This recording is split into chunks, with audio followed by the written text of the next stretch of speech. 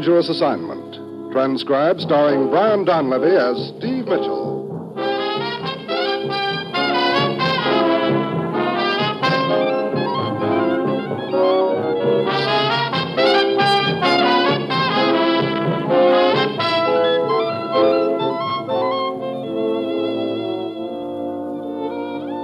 Yeah, danger is my assignment. I get sent to a lot of places I can't even pronounce. They all spell the same thing, though, trouble. But when I walk into the commissioner's office, I don't realize that this assignment's going to show me that sometimes the only way you can come out of one of these deals alive is to ask a guy to shoot you.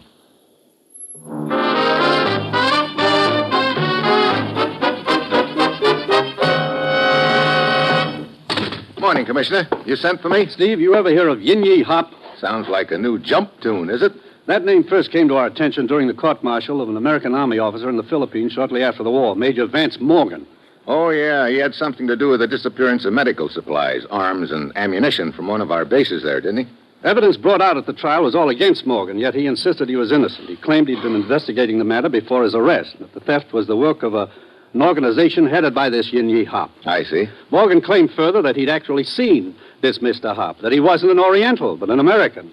You see, the matter wasn't dropped after Major Morgan was discharged from the service. You mean this Yin Yi Hop has been found? We think so. We think he's a man named Sutherland who is now living in Rangoon. We're pretty sure he's still active in the business of running guns. Why don't we grab him? We will, as soon as we find someone who can identify him as Yin Yi Hop. And that someone is ex-Major Morgan, huh? Where is he? We got our first lead on him yesterday from an old friend of his in New Guinea, an ex-Army flyer named Foster. Check with him, Steve, and move fast. We've got a tip that someone else is looking for Morgan. Oh, Sutherland maybe, huh? Yes, Steve, you've got to get to Morgan before they do. Well, that's it. You've got your assignment. Good luck.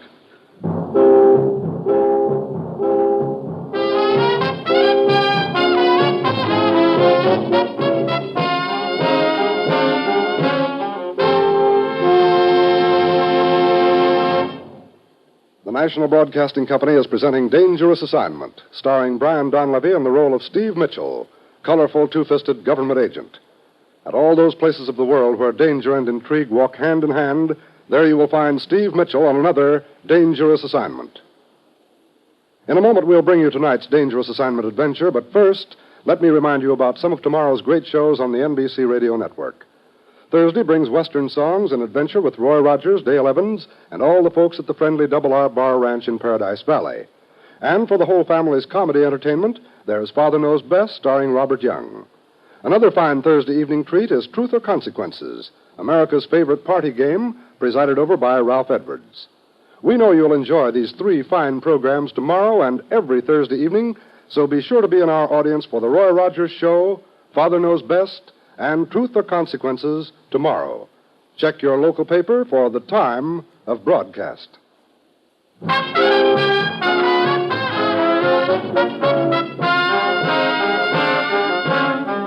Sure, I've got my assignment. Get on the trail of an ex-Army major named Vance Morgan. Find him before some hatchet man out of Rangoon does, and eliminates the prize witness in our case against an American gunrunner formerly known as Yin Yi Hop. It's late Wednesday afternoon when my plane lands at Manoka on the northwest tip of Netherlands, New Guinea. I head across the airstrip to a small hangar bearing a sign, East India Freight Company, Nicholas Foster, President. Inside, sitting in a 2-by-4 office, I find Nicholas Foster himself. I flash my credentials. Tell me, Steve, what's all this to do about Morgan? Nothing. We'd just like his help. His help? Fat chance. Meaning that he might not be so eager to cooperate? Meaning that the court-martial was a big jolt. Well, we can clear him if he'll play ball. I'll do anything I can to help. Where is he? Can't say. I thought you saw him a couple of days ago. Yeah, I was down at the docks checking on a cargo coming in from Manila when I spotted Morgan aboard a small ship, one of those copra traders. He was just pulling out. I nosed around the waterfront, but no one seemed to know much about it, except he had a plantation on one of the islands off the coast. That ship he was on? Called the Codona. Should be back in port now. Sounds like my best lead. So you find out what islands Morgan's on. And your troubles are just beginning. What do you mean? No, just that there's a small-scale war going on. Guerrillas? Separationalists, they call them. Their beef is with the Indonesian government. Those islands out there are crawling with the natives, armed with poison arrows. And they don't like strangers. Poison arrows, yet a real comforting thought. Well, thanks for the info, Foster. I'll see you later.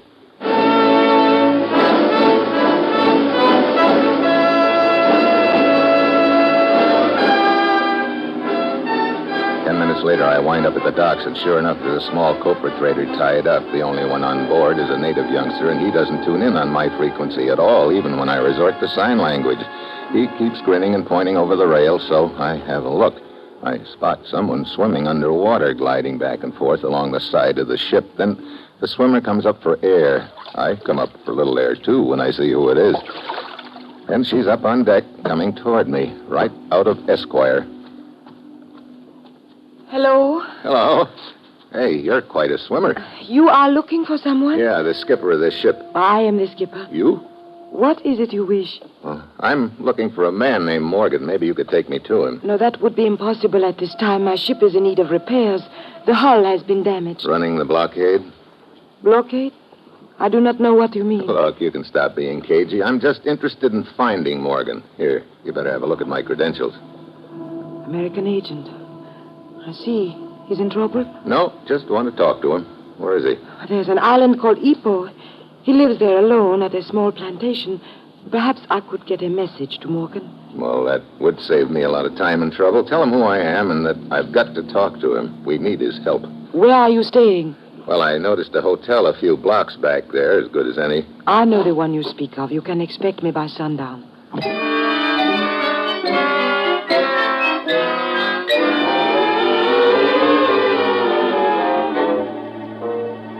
I spend the rest of the afternoon scouting the dock area just in case the girl's message doesn't reach Morgan.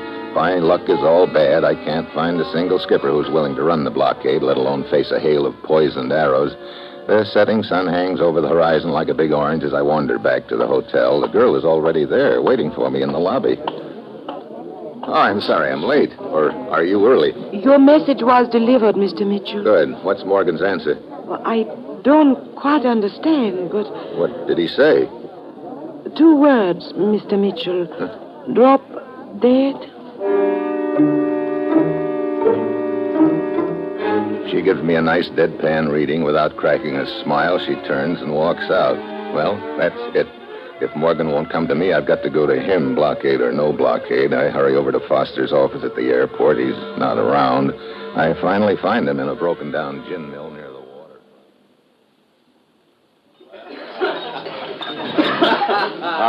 No soap, Steve. So I fly over the island in my plane. So the Indonesians don't like this, and they beef to the Dutch. The Dutch beef to me. I'm in Dutch. I can square it. Yeah, I guess you could. So? Well, there's something else wrong with the idea. So you parachute out of my plane. The natives let fly with their arrows. You look like a pincushion before you hit the ground. Well, you can drop me off the island and I swim ashore. Yeah, I could do that, I suppose. Sure. Okay, then. Well, except for one teensy little thing. Now what? The East India Air Freight Line, of which I am president, happens to have only one plane and one pilot. And at this moment, both of them are in Singapore. Don't say it.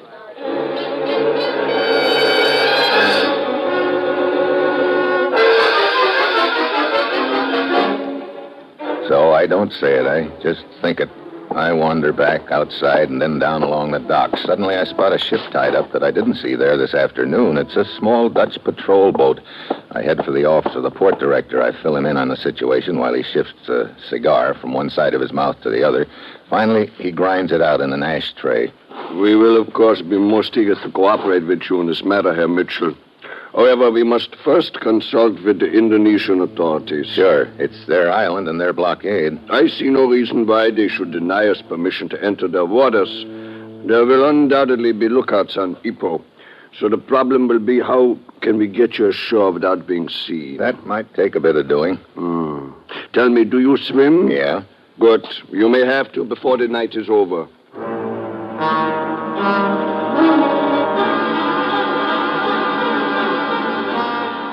We pore over the map, talk over the strategy, and then he puts in a long-distance call to Batavia. The Indonesian government gives us the green light, and my friend, the port director, says he'll take it from there. So there's nothing else for me to do but go back to the hotel and wait for word that the patrol boat is ready to shove off. It's almost 11 that night when there's a rap on my door. The gent standing there holds an automatic in his hand, and it doesn't take a genius to figure out real fast that he's not from the Dutch patrol. Hello, Mitchell. I don't think we've ever met, have we? You've heard of me, I'm sure. Allow me to try a guess. Sutherland? Good. Good for you, Mitchell. All right, inside. Move. All packed, ready to go. Planning a little trip? Maybe. Of course, aboard the Dutch patrol ship. I'll trouble you for your identification. Your credentials, Mitchell. Hand them over. Why, Sutherland? I'll need them when Lieutenant Burndahl arrives to pick you up. You intend to take my place, huh? It won't work, Buster. Why not? Because I happen to know Lieutenant Burndahl. Burndahl? Did I say Burndahl? Hmm? Oh, I wonder who he is. I really met Lieutenant Vandergraaf. Sorry, Mitchell. Okay, Sutherland. Pick up the marbles. And your papers, Mitchell. Quick. What's the hurry? Turn around. Turn around. Okay, but what... Oh!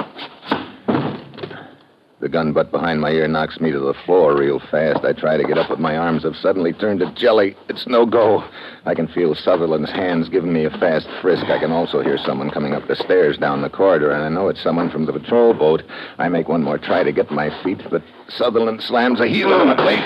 And like they say, everything goes black.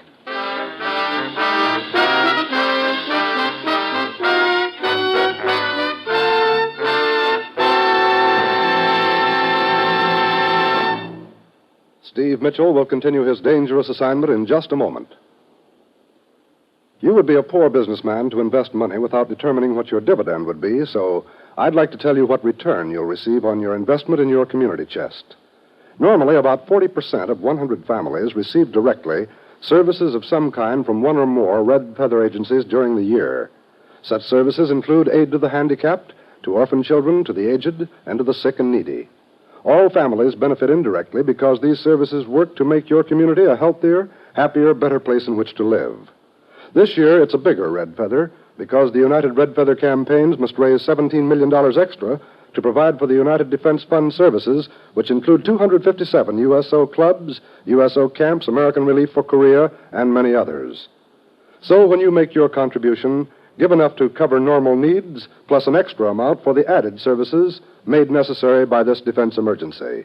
Remember, it's a bigger red feather this year. Give the United way.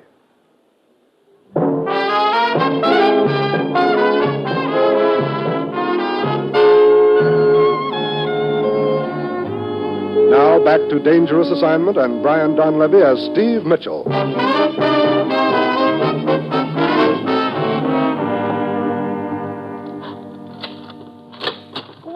Mr. Mitchell, wait a moment. I untie the gag. Well, the Little Mermaid, thanks. What are you doing here anyway?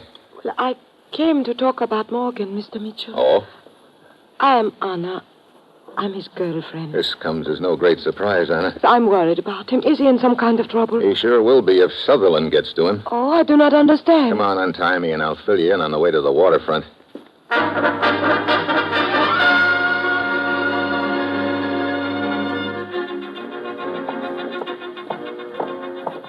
Hey, there's the boat. It is getting ready to shove off. 2 men on deck. One of them must be the lieutenant. The other is Sutherland. They see us. Sutherland's pulled a gun. Lieutenant, watch out! He's hit. Steve. Sutherland dove in. Can you see him anywhere? No, it's too dark. No telling where he is. Are you okay, Lieutenant? Yeah, who are you? Steve Mitchell. Mitchell, but I thought... This other guy was impersonating me. Where'd they get you, in the shoulder? Yeah, it is not bad. Bad enough to keep you from doing any swimming, that's a cinch. I will go with you, Steve. You? Of course. I know every foot of that island. It is a long swim. Steve has seen me swim. Okay, Anna. Looks like there's no time to do anything else. Let's shove off, Lieutenant.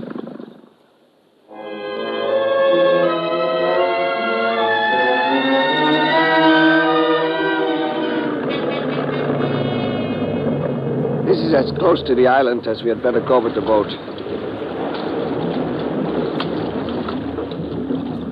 How far offshore are we? A little less than a mile. You both have your swim fins on, oxygen bottles in place, face masks. Right. All right, you can swim on the surface until you get within a quarter of a mile of the beach. Then you should go underwater the rest of the way. You will have plenty of oxygen to take you in. Okay. We can swim underwater into a lagoon very near Morgan's plantation. Good. As to your escape plan, you will have only 2 hours ashore. A small corporate trader will pick you up at this point. A schooner, which actually is an Indonesian patrol boat. 2 hours. Well, Here goes.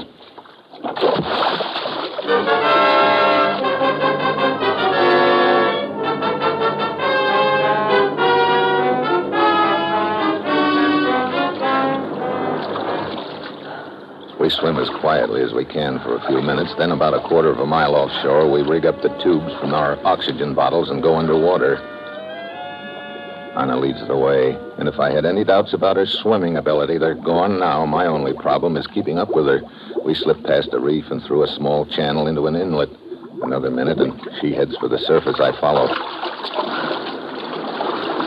There we are, in the center of a tiny lagoon. We swim to the shore, climb out, take off our oxygen bottles and swim fins and hide them in the underbrush.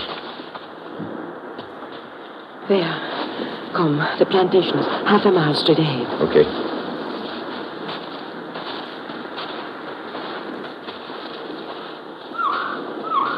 What was it? Could be a bird, or it could be a signal. Hey, get down. What is it? Over there, in the moonlight. Gorillas. Dozens of them. Bows and arrows. Here they come.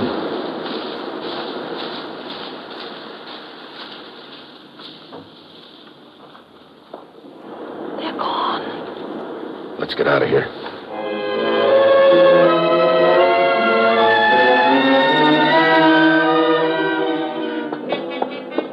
Good. The light is on. He must be here. Anna, Hello, Morgan. what are you doing here? Who's this? This is Steve Mitchell. I brought him to see you. Mitchell. You take a lot of convincing, fella. Didn't you get my answer to your note? Yeah, I got it, Morgan. You're right. I do take a lot of convincing. I guess you do, too. You're wasting your time, Mitchell. Look, you're the only one who can identify Sutherland as the boy behind all this gun running out here. So what? Morgan, Steve has come a long way. Look, so you're bitter. I can't say I blame you, but... Sure, I'm bitter. And that's not all. I'm happy here, Mitchell. Now, why should I bother with anything else? You're a little paradise, huh? That's right. Some paradise with a small-scale war going on around you. They'll settle it. Sure, for a while, but it'll blow up again. Yeah? As long as there are guys like Sutherland on the loose, selling guns, stirring up the natives to fight instead of letting them settle their problems peacefully. There's never going to be any peace in any of these places while rats like Sutherland are floating around. You, through with the speech? Yeah. Okay, I'll take you back to the beach. Don't bother. You probably wouldn't make it alone if the natives know you're here. I'm the only guy they let alone. I guess that's because I leave them alone. It's a pretty good rule to follow, Mitchell. You ready?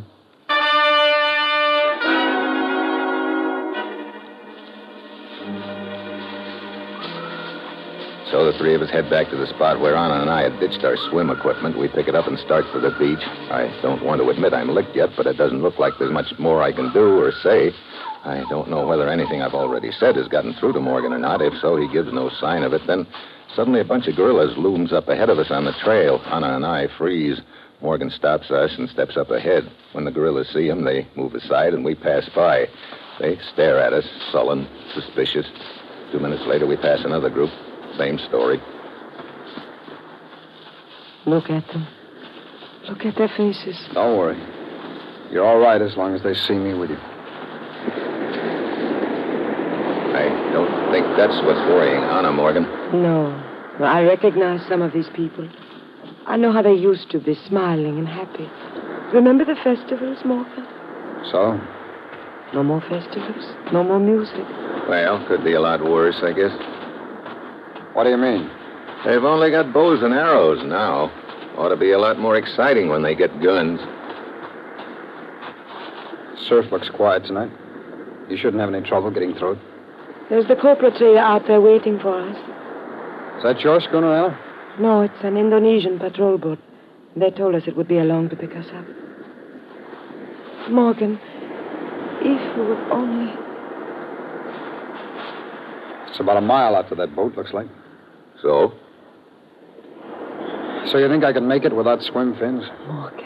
Yeah. You win, Mitchell. No. I kind of think you just did.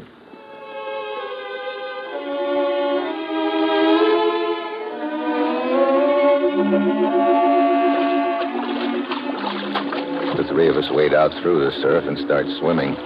They spot us from the boat and move in closer. Pretty soon we're alongside. A husky native hauls us aboard one by one. Anna takes one look at him and sidles up to me. Steve, he is the one who was trying to find Morgan the other day. Sutherland steward? That's right, Mitchell. What? Sutherland. Yeah. Stand real still, all of you. As you can see, I got a Tommy gun.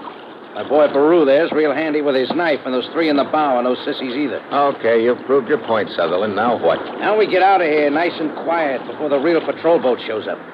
Then I get all three of you out of my hair, once and for all.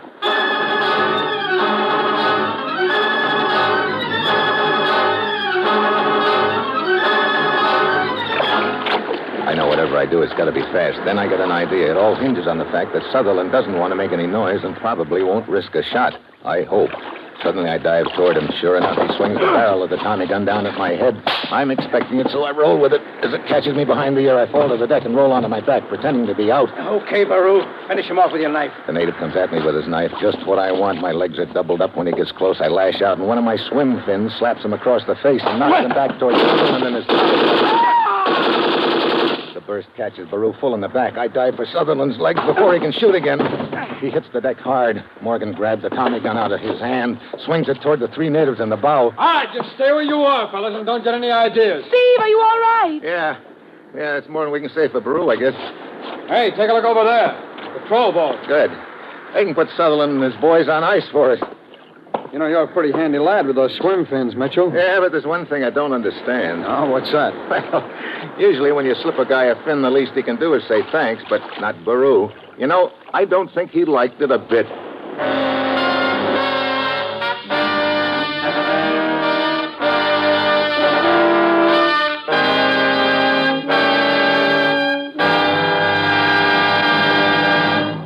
Our star, Brian Donlevy, will return in just a moment. Tuesday evenings are filled with top comedy entertainment on the NBC Radio Network, and I'd like to take a moment to remind you about our Tuesday night programs. Red Skelton, that zany clown of clowns, makes Tuesday his stopping-off place for great comedy entertainment. We know you'll enjoy the wonderful characterizations of this top radio comedian when you listen each Tuesday on the NBC station in your own area. And, of course, Tuesday wouldn't be complete without two lovable, laughable comedy teams, Fibber McGee and Molly, and Dean Martin and Jerry Lewis. With Martin and Lewis, it's mirth and madness from start to finish. Then, from 79 Wistful Vista, Fibber and Molly entertain for 30 chuckling good minutes of comedy listening. And a new show on your Tuesday calendar, Two for the Money, proves that there's a lot of laughs to be had when you make it a weekly date with the Tuesday night comedy lineup on the NBC Radio Network. Check your local newspaper for the time of broadcast of all these great shows and tune them in on your favorite NBC station next Tuesday evening.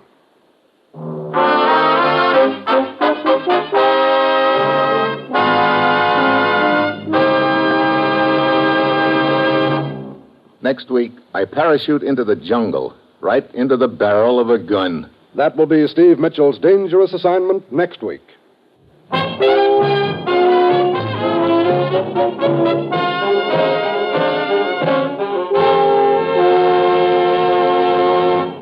Included in tonight's cast were Dan Riss, Betty Lou Gerson, Paul Duboff, Jack Moyles, and Stacey Harris. This is John Storm speaking.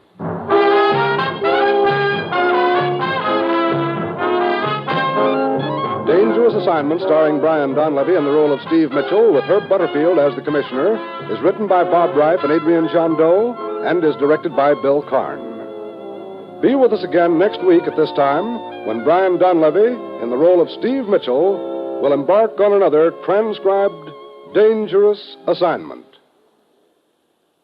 This is NBC, the national broadcasting company.